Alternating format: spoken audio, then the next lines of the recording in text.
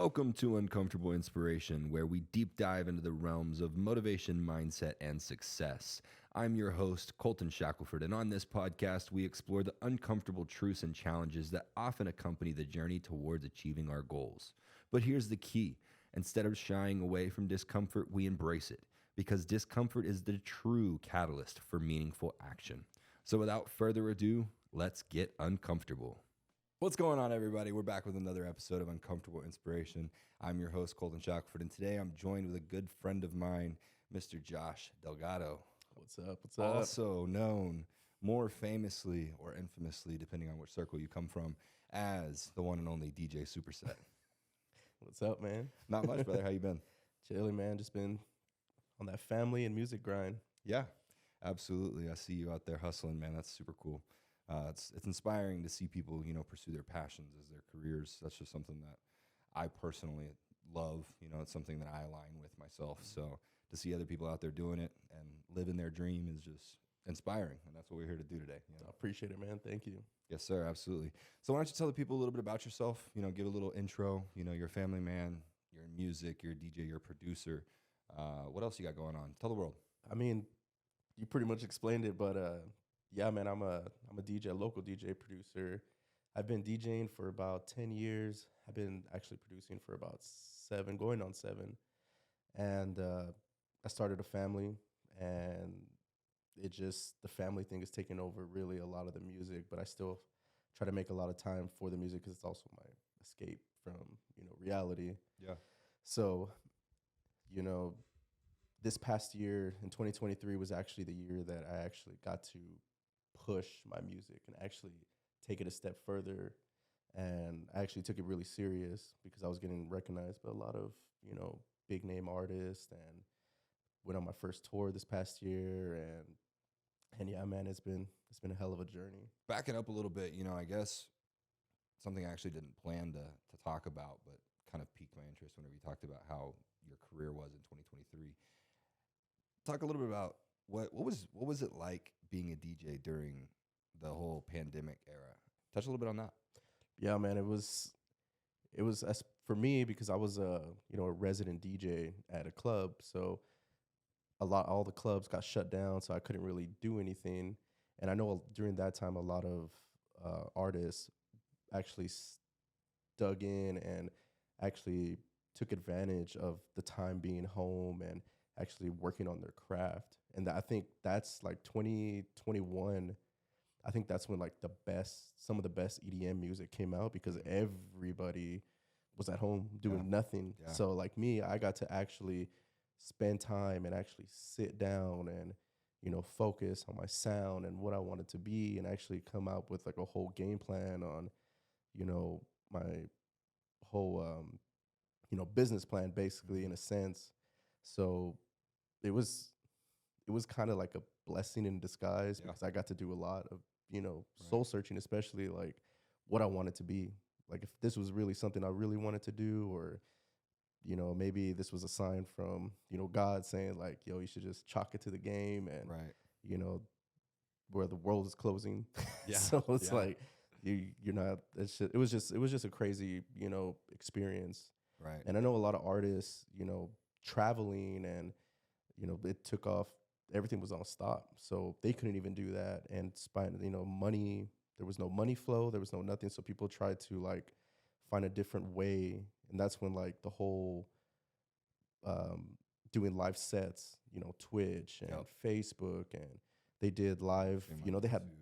Yeah, man, Insomniac came out with their own festival. Yeah, Like, we you know watched, what I mean? we watched all of EDC live on streaming on YouTube. Yeah, so that as it was was going on. Dude, that was that was so crazy. So everybody started, man, social media and, just the whole internet just became a huge thing for music. And Right. I mean, the platform that blew up was TikTok. Yeah. So everybody was just doing their own thing through TikTok. And man, I never really got into the whole TikTok thing because I was just so focused on, I was trying to find my sound. And every person that I talk to is always, or any artist that I talk to, like, man, you got to find your sound. What do you want to sound like? And I was just so focused on trying to find that, and I could really never find it. But so that's why, like, I'm a little bit of I'm everywhere Yeah. now. Like my sound is different. Every song that I release, it's different Yeah. every time. Yeah. So So what do you have a genre that you would define yourself to? I mean, obviously, mostly EDM for the music that you actually create. Do you define yourself more to a subgenre? Is it just general house? Is it big room? Is it techno? I mean, just like you said, a little bit of everything. What most makes, like, not necessarily Superset, because you know Superset is more of your stage DJ persona, but what EDM speaks to Josh? You know, like if Josh was DJ, what would he be making? I think that's, it's funny because a lot of people, a lot of artists, they do stick to like one genre. They stick to one sound, or if a dubstep artist, and then recently a lot of dubstep artists are starting to open up you know, their taste in music, and it's actually people are going into like techno. Like with me, my first love ever was progressive house in 2000. I think it was 13. So like, the Avicii's, and so I loved that. So I've always wanted to produce that. And then I found house music, actual house music, and then I wanted to produce that. And then I found big room because I just love the heavy lead sound to the drops, and I wanted to produce that. So like I don't really put myself on a single genre. Yeah. I love all types. Yeah. And depending what song I'm working on, if I feel like, man, I want to make a house track, or I want to make a big room track, or I want to make a dubstep track, something, then I'll do that. I don't want to be known as, oh man, he's a house artist. Or if I get booked somewhere, they're like, oh, he only plays house, or he only produces house. Like Right. I want to be like, yo, this dude has everything. Right. You know what I mean? And I think that's one thing that kind of divides me from other artists. Well, and I love that. I think that's something that I personally align to as well, just because I have a saying that, everybody talks about defining your niche, especially trying to be a content creator and be something on social media. Everybody's like, you got to define your niche. You got to lock in your niche. You got to market to your niche. And I understand that fully. Like I get that. I understand that it's important. At the same time, fuck a niche. Like as soon as you define yourself into a niche, you are that thing, and you identify as that thing, and that starts to control who you are, who your character is, the way that you operate. And so I've always, like, especially coming out of bodybuilding and defining myself and identifying as a bodybuilder for 4 or 5 years of my life, coming back from that was one of the hardest things that I've ever done, and it still is something that I struggle with to date. I still battle with calling myself and identifying as a bodybuilder, and that's just because I identified as that niche for so long. And so I think that's kind of the same aspect of, defining yourself as a producer into a certain genre. You're limiting yourself, Yep. And I get it from both perspectives, but I do feel like fuck a niche. Fucking No, genre, yeah. like, And like right now, what's crazy is that a lot of people, like I get it in a business standpoint, is like they're trying to, attack the genre that is big right now. And that's what a lot of artists are doing. But Right. I don't want to do that. Yeah. Like if I make a genre or if I'm making a song, it's because I'm having fun that moment making that song. I don't care if, nobody likes it or like it doesn't get signed anywhere, but I know that me playing it live, yeah. I had fun making that song. Right. You know what I mean? So you're not gonna make a country album like Diplo and Beyonce. Yeah, and Beyonce. Pitbull. No, what's lucky about me is that I love, all genres, of EDM. So like if I'm making a techno track, which I am right now, Oh, yeah, but yeah. but it's because I actually love techno. Right. You know what I mean? Right. So now like I'm trying to pick a genre that I'm really not a fan of. Like drum and bass, it's cool. Yeah. But I don't think I'll ever step into that genre. So what about like the happy child between drum and bass and techno with hardstyle? I mean, where you sitting with that one? Yeah. Yeah, I don't know, man. It's I don't know. I really don't know. It's just something, I guess, like a personal taste. And when I hear it, I'm not like, I can listen to another one, or I can listen to an hour of this. Like, nah. No, I would say it's techno for me, and then I would say that hardstyle is a close second. Really? I just can't do it. Yeah, it's just like I know most EDM is rather repetitive. I mean, I love EDM truly, but especially like house music and stuff like that, it's pretty repetitive. It can be a lot, man.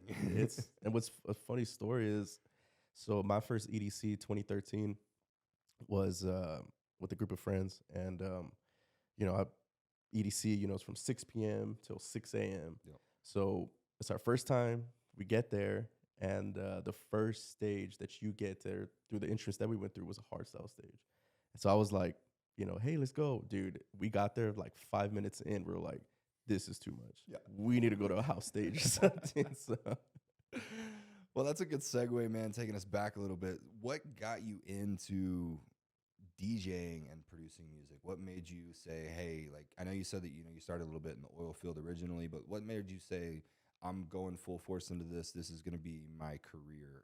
Are you ready to unlock your full potential and embrace a lifestyle of longevity and vitality? Look no further than pH Nutrition, your trusted partner in all things health and wellness. At pH Nutrition, we're more than just a supplement company. We're a comprehensive solution dedicated to maximizing your well-being at every level. Whether you're an athlete striving for peak performance or someone simply seeking to enhance their overall health, we have something tailored just for you. Our philosophy is simple: to empower you to achieve your health and fitness goals by providing the highest quality products and expert guidance every step of the way. From premium supplements to support your body's needs to personalized macro plans and workouts, we've got you covered. With a focus on longevity, vitality, and getting the most out of every single day, pH Nutrition is your ultimate companion on the journey to a healthier, happier you. Join the pH Nutrition family today and experience the difference for yourself. Say hello to a life of vibrant health and wellness. Visit our website at phnutrition.com or stop by one of our stores to explore a wide range of products and start your transformation today. pH Nutrition, the new element in health and nutrition. So when I first started DJing, I was 19, and I went to spring break, South Padre Island. I saw this dude DJing on like a little deck, and I was like, man, it's kind of cool. And people were dancing, and at the time, I thought he was good. And I'm now thinking about it, like he was horrible. But I loved like seeing people smile, laugh, and dance, and it's because of him. So I was like, I want to do that. Yeah. So I remember my dad, as a birthday gift, he bought me this whole DJ setup, and it was a little controller. And I started doing little house parties, and man, I thought, you know, I got this. And then I went to go see Tiesto in 2012 in Laredo, and I got in a box suite. And dude, I was just watching him, and it just like hit me a whole nother way, just watching him DJ and listening. And man, I was like, I want to do this. Yeah. Like, this is something I want to do. So I upgraded my decks and, you know, just kept practicing and practicing and practicing. And then actually moving here to West Texas, I got introduced to a bunch of DJs, and I was like, oh, damn, they actually make their own music. Yeah. And I remember my buddy, he was the one that told me, he was just like, dude, like DJing is cool, but it's only going to take you so far. Right. Because everybody DJs. There's, Yep. man, I can't even count how many DJs there are out there. Yep. But producers and actual people that produce good music, there's not a lot of them. So I had to, that's one thing he goes, if you want to make this and you want to do this as a career, you got to make music. Heck yeah. So I highly recommend, like, a local artist, learn how to produce, always learn how to produce before DJing. Right. I mean, I like to mess around a little bit on the decks. I just have fun with it. Nothing crazy. So there's two things I wanted to go to on that, just because personally I do want to get into producing music, but just because I want to do the creative aspect, and I'm sure that's probably one of your favorite things about it. Like you said, you make whatever is, you know, what feels right at that time. And so I think that's probably one of the coolest things that entices me about creating music. But I also feel like that's probably what keeps you engaged with the process, right? Because one thing that I've found just from playing around and, you know, doing like Stride's birthday party and random things like that is that I mixed two different events in the same week. They were like 3-4 hours long, nothing crazy. And I don't even have like a whole setup. It was just, you know, the Opus Quad, so it's all in one. I didn't even want to listen to music for like a week and a half. I had no desire to look at anything music related for like a solid week. And so I constantly wonder how DJs and producers stay involved and keep the passion and the love for the music when they're doing it day in and day out, playing the same sets over and over again, especially like like whenever like you go on tour and you're doing a tour set, you know, it's the same thing every No, every yeah. stop pretty much. Mm-hmm. So it's like, how do you, I mean, what would you say, like, how has your relationship with the music evolved as you've evolved in the music? How has your relationship changed with it? Have you, you know, ever thought about not producing music anymore just because it got to be so monotonous? Like, Mm-hmm. talk a little bit on that. When I was younger, EDM was the number one thing I was listening to 24/7. And whenever like I started producing, what I do, I guess, kind of go into my mindset of producing is I always use a reference track. I know a lot of artists do this, a lot of artists don't, but I use a reference track. So like perfect examples, I have a track out, an old track out that I used Fisher. What's this song? Losing It. Mm-hmm. So like that, dun, dun, dun, dun, dun, dun, dun, dun, I wanted a track just like that. So I just kept on working and working and working. And then, man, I would spend like 6 hours just going through samples, going through kicks, just pop, pop, pop, just over and over. And I would leave for about an hour, turn on like heavy metal music because I love heavy metal music. And that was my mind resetting. And then when I would jump back on the computer, and then it's just like a fresh, like I had heavy metal in my mind and not even one sip of freaking EDM. Right. And I mean, that's one way that I do it. Is just I switch my genre of music. Yeah. I switch to something that's totally different. I try not to like dip into EDM at all. Like if I'm at the gym and I get a song that's EDM, I skip it right away because I don't want, you know what I mean? I want my mind just to be fresh whenever I go back into the studio and work on music. Makes sense. But it's, yeah, man, it does get like spending 6 hours on a song and listening to that same song. Whenever I release a song, I won't listen to that song for like a week because I'm like, dude, I heard this song so many times. Dude, that's me when I drop a podcast. I'm like, by the time I'm done cutting it, I'm like, all right, I don't even care if I don't care if the final edits are good. Like I'm posting it. I'm not listening to that thing for at least a week. Like, bro, that's the way it is, man. Like mixes, anything, like during the week, whenever I DJ on weekends, like during the week, unless I'm working on music, you won't catch me listening to EDM. Yeah. It's always like hip hop or rock. That's what I told Austin is that, like, I mean, I've never once caught you listening to EDM outside.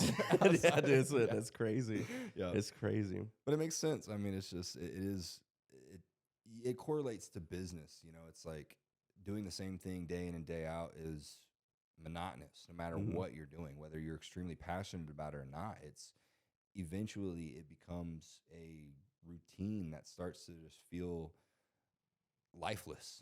And no matter how much you love it, it just feels lifeless, and the passion starts to eventually be bled out. But that's where I have this saying, you know, and it can go both ways, but it's purpose creates passion. And I feel like that's truly where it comes into play with people that actually have a mission behind what they do, you know, somebody that's doing something out of the right reasons. Because if you truly have a purpose behind what you're doing, and you truly feel like what you can do can make an impact and change people's lives, then even if that passion goes away, you continue to push yourself forward, you know? And that's what's like one thing too, is that like, that keeps me going is like, you know, you guys, you know, especially you and, you know, Shelby, Austin, like everybody keeps like, man, you're so good. Like, dude, you're like one of the best. Yeah, you're like one of the best. And man, even like I get like messages and people are like, man, because of your music, like, you know, you saved me, or, you know, you're a big inspiration. So it's like, there's been times that I'm like, dude, I don't feel like producing, you know, anymore. I don't want to, it's not like my music's not really shooting off like the way I think it was, and or it was supposed to. And I get that message, you know, like from other local DJs, like, yo, dude, like I'm a huge fan, like teach me, or I'm like, oh, that's pretty cool, man. Yeah, absolutely. So it's my circle is what keeps me, you know, intact and keeps me focused, you know, especially, you know, my wife, she's my number one supporter. So she's like, I remember posting a video of her, I don't know if you saw it, where it was like that Lightning McQueen. And I was like, so I've seen it firsthand. Yeah. So something like that, I'm just like, you know what, let me keep going. Let me try a little more. And, you know, it pays off, you know, the tour and everything like that. I mean, going on tour with Fix, he wouldn't take, you know, just a regular DJ, I guess, in a way. So talking about your wife, just because she is obviously amazing, and like I said, I've seen it firsthand, you know, how much she supports you. What the hell just happened there? Slide fell. Would you say it's been hard to juggle, especially having two kids and a wife, being a family man, especially with, it's kind of a two-part question, but especially with DJs' schedules, Hmm. for the most part, being on complete opposites of social norm? What does that kind of look like for you as far as that family balance and being able to spend time with your wife and your kids and all of that? Man, it's hard work. I mean, it really comes to like us two coming together, and because if she's like, I don't know if this is gonna work, and I mean, it's really not gonna work.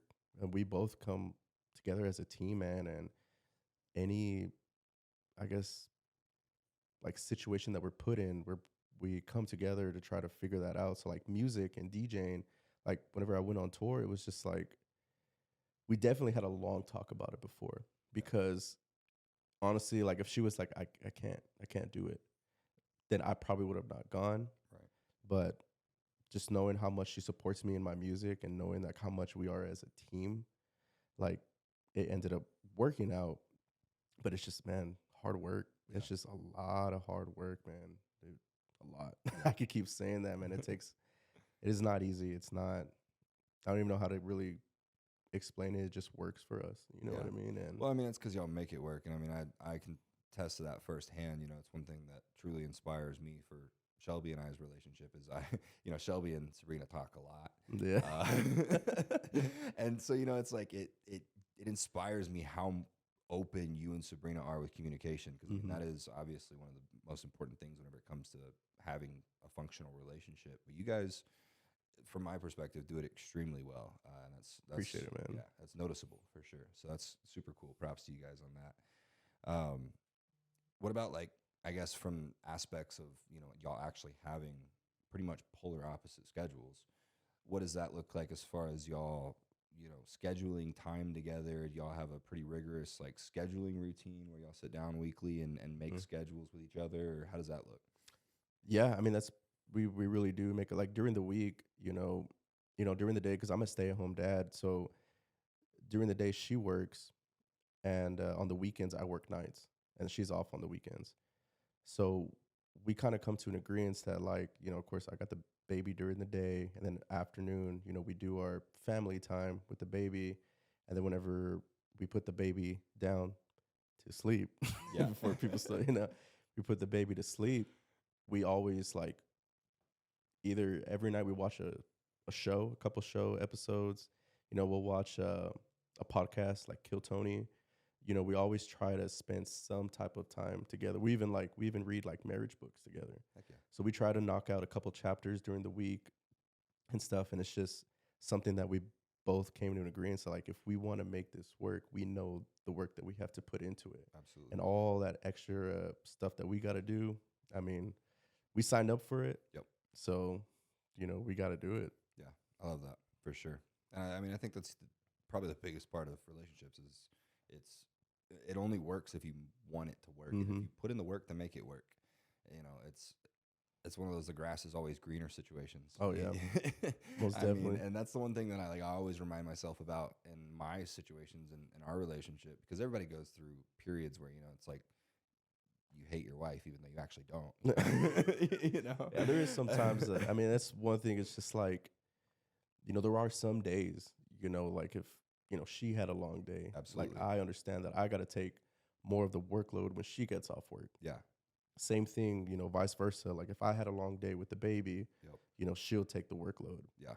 for the baby. So it's just teamwork, man, is all it is. Yeah, and that's one thing. I mean, I always remind myself too that it's like I've been out there, I've done a lot, but there's not anybody else that I would rather do this work for to make the relationship work. So I think Mhm. that's important too. And if you can't answer that question for yourself, then that's probably the first question that you should ask in a relationship. No, yeah. Is this person worth putting in that work? Because that's going to be probably the most important part of it. There's no I sense in agree, putting it in if it's not 100%. worth it. So, how has your expansion in your career affected your family life and things like that over the past few years? Man, it's, Like going on tour with yeah, Fix like and going things on, like that. How was? I mean, going on tour, man, that was one of the hardest things I think I've ever done. And I was in the oil fields for about 7 years, and I know that's hard labor. Yeah. But dude, being on the road away from your family, especially my daughter was one at the time. It was really really hard, and I was gone during Father's Day, and that was the first Father's Day I was gone, and Wow. she was starting to take like her steps, so I was away. Man, it took a big toll, but I knew what I had at home and what I was at the end of the day what I was working for, Right. and I think that's one thing that kept me going is that like I see the bigger picture of all of this, and it kept me going, day in and day out. And I knew my wife was like, you got this, Yeah. we got this here. Don't worry about me. Like I got home base. Right. I got home base. Right. So man, it was just, going back to it, man, the teamwork is what Yeah. kept me going and going. And it was hard, bro. Like it was Yeah. so hard. Yeah. It was But it was so that, hard. that support system was, probably the biggest aspect of making it work, having Sabrina be so supportive and things like that.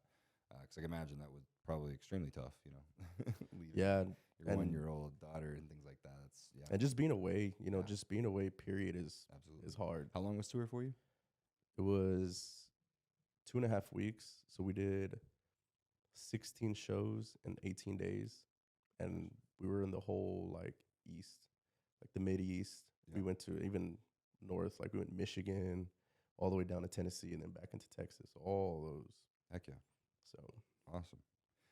So diving a little bit deeper emotionally, I guess you could say, and like I said, feel free to answer it or not.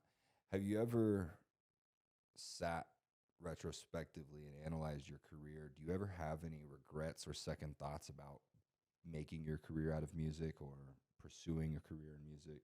Have you ever thought about, maybe if you didn't, things would be differently? I mean, I know everybody thinks about that, but do you ever have questions as you pursue your career in music? Because coming from me, owning my own business here, there's some days where I wake up and I'm just excited to get going. There's some days I wake up and I'm like, why did I do this? And like it all comes from the same point. And either way, positive or negative, it keeps me moving forward. But how would you reflect on that aspect? I mean, every day I honestly wake up questioning like, should I keep going? Should I do this? Because there was a time, I think it was in 2021, I did stop music. I stopped for about like 6 months, and I went to go work electrical work in Nevada, and I was had no gone. idea. Yeah, I was gone for about 3 months, and then I just went to work, and there was so much money in that, in that job that I always think about like, man, I should have stayed there. Like, where would we be? But I don't know. I would have not been able to do what I'm doing now on music, and I'm glad I didn't stop. Right. But I still still to this day, I still think like, should I go jump and do something else, or Yeah. should I study to do something else? Yeah. And like I said, my whole support, my circle, man, is what's keeping me tight. And my music, like I said, you guys and stuff like that. It's just like, man, don't give up. Yeah. Like you are really good at what you are doing, and it would suck if you left Right. or something. So Absolutely. I mean, yeah, you've seen the outcry from just your previous situations whenever, you had your situations going on with the local clubs here, I think the response was noticeable from the people that supported you, that wanted your music, that missed your music, so. yeah, that was a big, like, I honestly personally didn't think it was going to do that. Like, Yeah. I was just like, oh, that's crazy. That's cool, I guess. Or, I mean, whatever. But man, it did a big impact, and I didn't think it was going to do that big. People were hitting me up, and Yeah. I was just like, damn, I guess what I'm doing is kind of meaning something. Yeah, man, that's one thing that I always try to remind myself of too, because obviously as driven individuals, you always strive for more, you always crave more, and I think that's important. But often we forget what we're doing it for in the first place, I think sometimes. And it's like you said, it's for that one DJ, that one local artist that sees what you're doing and is inspired by it to keep going on their own craft and keep working their own craft. And so that's one thing that I always try to remind myself of is like, I may have 4 listeners on my podcast right now, but those 4 people can be taking something extremely meaningful from those episodes and could be truly impacting their life and changing the trajectory of their life. And that's why I keep going. That's what keeps me moving forward. So not only, the support system, but I think also that aspect of it as well, because you're going to lose the motivation, you're going to lose the drive. Nothing is going to be truly inspiring forever. You have to find that within yourself, and that comes from your purpose. No, yeah, I agree 100%, man. Yeah. And I mean, my wife is one too that she like, there's sometimes I'm just unmotivated. She'll say some words and Absolutely. I'm like, you know what I mean? And I'm like, you're right. You're right. Yeah. I mean, I think that's a huge aspect of it, depending on where you are in life. I'm not saying that, jumping into a serious relationship is what you need to do, but I do believe that whenever Shelby and I got engaged, that year of our engagement was probably one of the worst emotional years of my life, just because I never experienced anxiety and stuff to that level. But it was because my body was preparing me for the weight of being a husband and providing for a family. And that is a different aspect psychologically and biologically. Like, your body goes through a shift whenever especially whenever you're, like, I'm sure when you're pregnant, like that 9 months, you've changed completely prior to actually being pregnant. Oh, yeah. Especially with having 2 kids, that. Oh, yeah. I don't even have a kid yet, but I already know it's going to happen. So, but that was one of the biggest things about me is when we got engaged, it was a 2-part effect. It was one that it was increased motivation for me to continue striving for more in life so I can provide more for my family.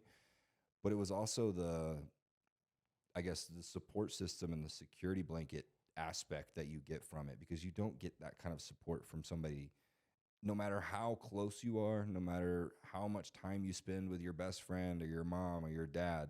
You will never receive the same support that you receive from somebody that truly loves you as a significant other. That's a whole different kind of support. Oh, man, I agree. And so that's one thing that, like, I do believe that, that it's true saying, but behind every strong man is an even stronger woman. And that's, in my case, it's for damn sure. So, Oh, man, I yeah. agree 130% with that. Well, we're just going to touch on a couple more things before we wrap it up. So, obviously, if people don't know from the name, you're into fitness, right? It's DJ SuperSet. Come on. So, what would you say about fitness in your life? How has it impacted your career, your family? What role does fitness play in your life as an individual? Man, it plays a really big one. I mean, I started actually getting really into fitness when I was 21, and I was going to do strongman competitions. I was thinking about doing a show and stuff, and man, the prepping y'all do just wasn't it. Man, that was so hard, man. I did, I think, a week, and I was like, this is cool. I think I'm just going to stick to my normal Mondays chest, Tuesdays.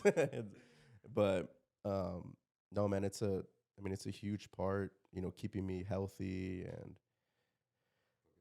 and stuff, and also a stress reliever, because, man, there's a lot of stress going on, and it helps me really through my whole entire day, through my week. If I miss a day of the gym throughout the week, my whole week just shoots down. I feel that. And into music, I mean, the intensity of music that I make, it really helps. Yeah. You know what I mean? And whenever I make mixes and stuff, like, I listen to my own mixes. Well, I used to, but I listen to my own stuff, so it, like, motivates me. Yeah.